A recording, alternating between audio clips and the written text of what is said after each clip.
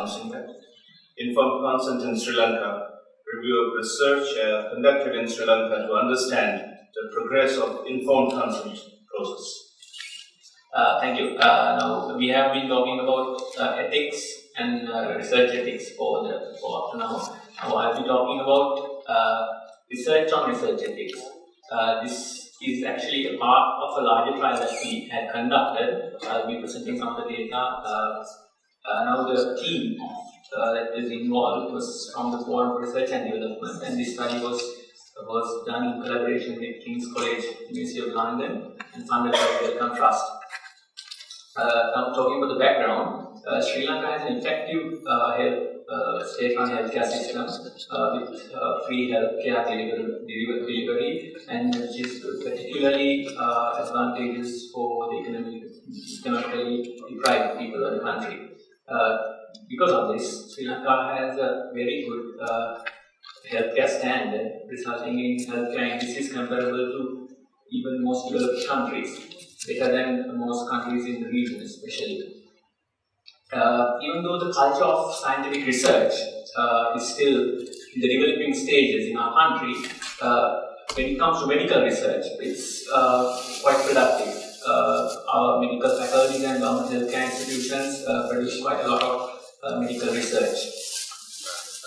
With this enormous power difference between researcher, who may be the medical caregiver in the free healthcare system, and the research participant, who may be economically disadvantaged patient, the potential for abuse may be considerable when it comes to medical research. Since I'm talking about informed consent, this informed consent is considered the cornerstone of ethical conduct and regulation of human subject research. That means mostly medical research.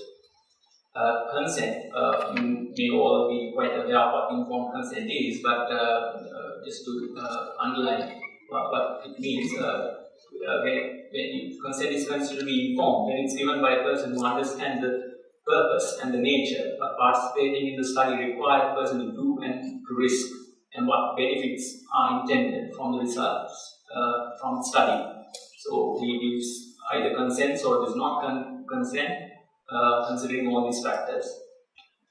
In our study, the objective of this component of our study was to carry out a comprehensive review of documented evidence of informed consent practices and procedures as featured in published medical research literature in Sri Lanka. This is how we got on to doing it. One of the things we did was Google Medline search to look for all the research medical journal. We also did a survey of the medical journals research articles published between 1999 and 2005. Ceylon Medical Journal is the biggest medical journal, most significant medical journal in our country, and is the only Sri Lankan medical journal that is indexed in Index Medicus.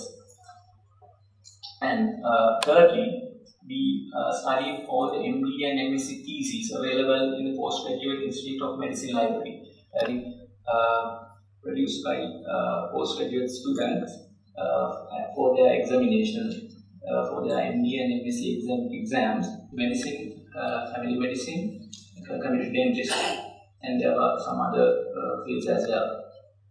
Now we provided with this. That is, for ethical clearance, have they attached, annexed a copy of the ethical approval, a letter from the outlet for the consent form. Now I'll go on to the results. Out of 87, 4% mentioned about obtaining ethical clearance. In this time frame, we looked in the CMJ what sort of trend there was from 1999 up to 2005. You can see it has risen from 17% to 71%. This is regarding those in those articles whether they have mentioned obtaining ethical clearance or not. So as you can see, the percentage has been gradually on these same 72 CMJ articles. Only 44% had mentioned about obtaining consent. Earlier I was talking about obtaining ethical clearance. This is regarding obtaining consent. and 25% of those who had mentioned about obtaining consent specifically mentioned that they have taken informed consent. And the others had just mentioned that they had taken consent only. When you look at the trend in obtaining consent, it also shows that there is a gradual increase from 1999 up to 2005, from 42% up to 71%. Now, thirdly, the MD and MSc theses. There were 104, that is 34%, had mentioned about obtaining ethical clearance. However, only 6.5% had provided evidence, that is, they have not attached any evidence that is ethical clearance letters from institutional review boards. And considering the trend in those, that also clearly shows a trend of increasing in the amount in how many theses had mentioned about obtaining ethical clearance, and also the amount of people who have mentioned about provided evidence for obtaining ethical clearance. In the same 305 MD theses, 191, that is 62%, had mentioned about obtaining consent, and either obtain consent or that it's not relevant to that study. They have mentioned either that they have obtained consent or obtained consent because it's not relevant. And 26 of those, that is 8.5, had provided evidence for it. This, in that as well, you can see there's a gradual increase in the percentage, those who have mentioned obtaining consent in the theses with the years. Now, in conclusion, you can say that there's an improving trend in documenting of obtaining ethical clearance and informed consent in medical research projects in Sri Lanka, and it's very encouraging to see. Possible reasons for this could be increasing awareness about ethical requirements by the researcher, journals and examiners requiring information on this to be included for them to be published or to pass the exam. There may be other reasons as well. But in ethical conduct of research is improving. There's no way that we could absolutely say that, because this does not allow making any conclusions in the quality of information provided to the participants and the consent provided. These are just documentations that they have done in their papers. We recommend similar reporting. Thank you very much, Dr. Hewage, and especially for really sticking to time. And so we can have the full complement of questions. Yes, maybe I'll allow the lady first. Do you have a separate, when you go by IRB approval, when you put up the forms for IRB approval, do you have a separate form for social science research? No. Related to medicine? Because it's a very big problem in UK, and it just doesn't provide any special forms. And the science forms are very technical, and most of the time, they ask questions like, what is the primary endpoint of your research? Well, in social science research, there is no primary endpoint. So those kind of questions, that was one thing I wanted to ask. And is there a standardized informed consent form? That for all sorts of research you use the same form? It's like this. Now, to answer your first question, most of the ethical review committees in Sri Lanka are based in the universities and the medical faculties, especially the medical faculties. So, because of that, most of them, in their forms that they produce for us to apply, are mostly in relation to medical research. Actually, from what I know, they do not have a separate form for any other type of research. If it's not relevant, if some of the details are not relevant, you just have to tick it off and say that this is what we are doing. So that's one thing. And the other thing you asked was, sorry, I didn't remember. No, actually we don't, there is no form that has been rezoned. They get their own in relation to the research that they do. I have a follow-up question for that question. Maybe.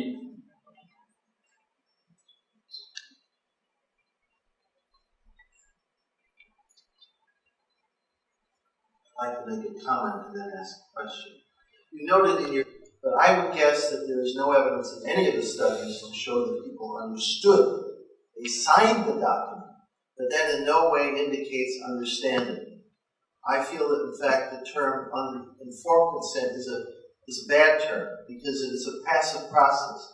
You have forms, and you indicated that there were forms that were filled out, but at no point does it indicate whether people truly understood what they were getting involved in.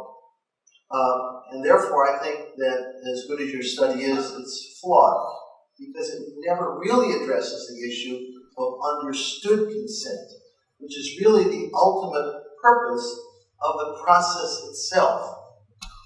It would be like asking us if we all understood, and if we raised our hand, that would indicate understanding.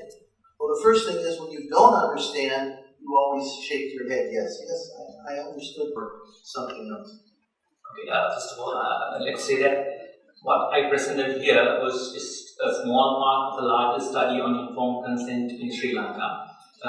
Most of the other things were qualitative research that we did to study what understanding of consent was for researchers, the public, and research participants.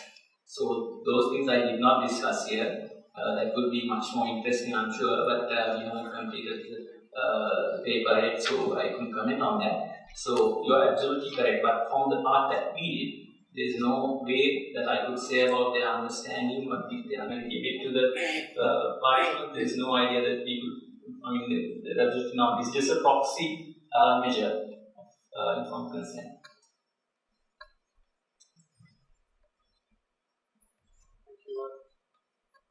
A question that relates to the paper and also to the Chinese paper. When we were collecting the samples for the haplotype mapping project in Japan, and we had to also follow a community engagement model where we agreed upon a certain number of meetings they had to attend, actually participants expressed that both having to attend these meetings and having to read the documents and sign a paper were burdens that they didn't feel like they wanted to have. So that's actually similar to the paper here.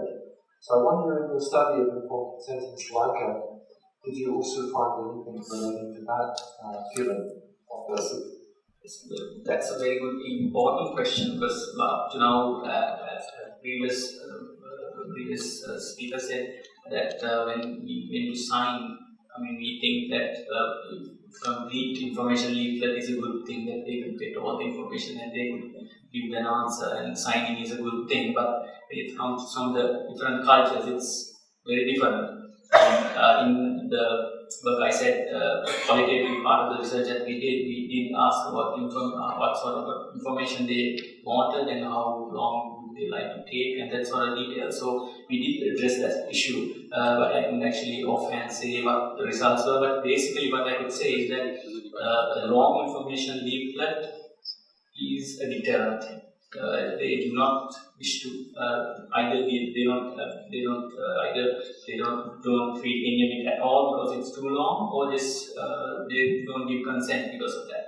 So what we believe is there should be a stepwise manner that the basics should be allowed for those who are interested, and if anybody needs to know further, there should be a separate form to go further, and that's what things in the developed countries, any consent seems to be quite different from the developed world.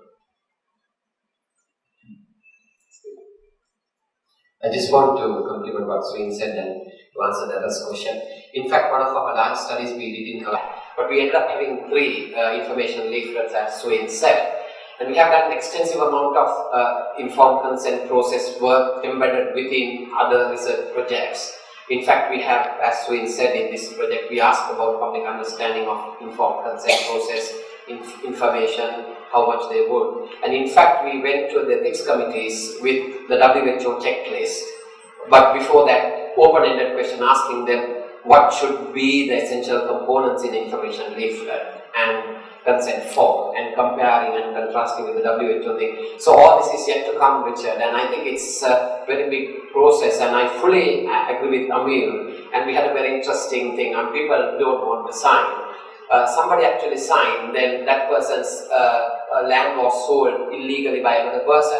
That person came straight to us alleging that we were behind it, he has not signed any document. There are very interesting case studies we have put together, and we in fact got our 40 research assistants to develop case studies based on real case scenarios and coming out with qualitative information.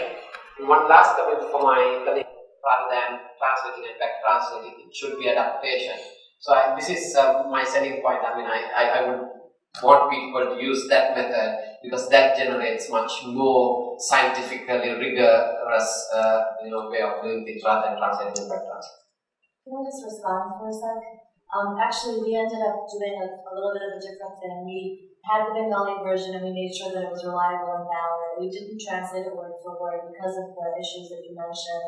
The other issue is that this signing consent forms is not only in Asia. I worked with a group, did a focus group with African American CNAs, certified nursing assistants, in the south side of Chicago, and they did not want to sign the consent forms for the focus group. They said that they really didn't want to do that. So I modified and they agreed to just say on tape that they agreed and they were in the conversation. But having the signature on a piece of paper, I think all over the world can sometimes be a problem. If I may say, signing, I think everywhere in the world, it implies a kind of it becomes, it could have some. Okay, please, maybe we can have the last one and then from Dr. Sivakami and then we have these. If a project is being reviewed by two IRBs, one Western IRB, another one local IRB, they want the informed consent, for instance, to be translated and back translated. If you translate, for instance, double-blind, randomized controlled, placebo-controlled trial into our language, Urdu, it becomes an extremely horrible thing. And it is just absolutely, you cannot do that. The concept is not translatable. The objective should be to translate the concept rather than the words. So back translation and back translation just does not work. I agree with you. The boards are really sticking to standards, very rigorous standards. That is my question to Dr. Devjani Mukherjee. My question to Dr. Ali, when you are conducting researches with the host country and the guest country's approval and the vaccine trials, in case these vaccines are to be prepared by the host country and the IAVI, who is supposed to be the donor, IAVI, International Initiative for Vaccine Development, HIV, I am talking about. And in that case, if you are preparing vaccine, you give the contract to some companies where they will benefit only IRV and the countries which are financially supporting IRV, and it doesn't support the countries where the vaccines are developed, so that it will benefit their own people and the neighboring people where the subtype C virus is present. This is my question. It's not there. Okay, I see Devjani who might give the answer, but I don't see Ali here. So maybe his answer can come later. I think it depends on the institutional review board, and it's hard to make a blanket statement. I've applied to various ones in different institutions, and sometimes, depending also on who is reviewing the project, sometimes they've actually given helpful feedback that improves, for example, looking at the way that you get informed consent. And then sometimes they've raised red herrings that were not that helpful, and took many weeks. So I think it really depends, and it's hard to say. Personally, I think having a lot of colleagues who serve on these review boards, that they're a necessary screening, but maybe the way that they look at certain projects could be improved. As Mina mentioned, for example, qualitative social science research, international research, and encouraging people from different backgrounds to be on the IRB might help that. So I don't know, maybe I'm a little more optimistic. So I think I would like to thank all the presenters and discussants for a very lively session. And I don't know whether we introduced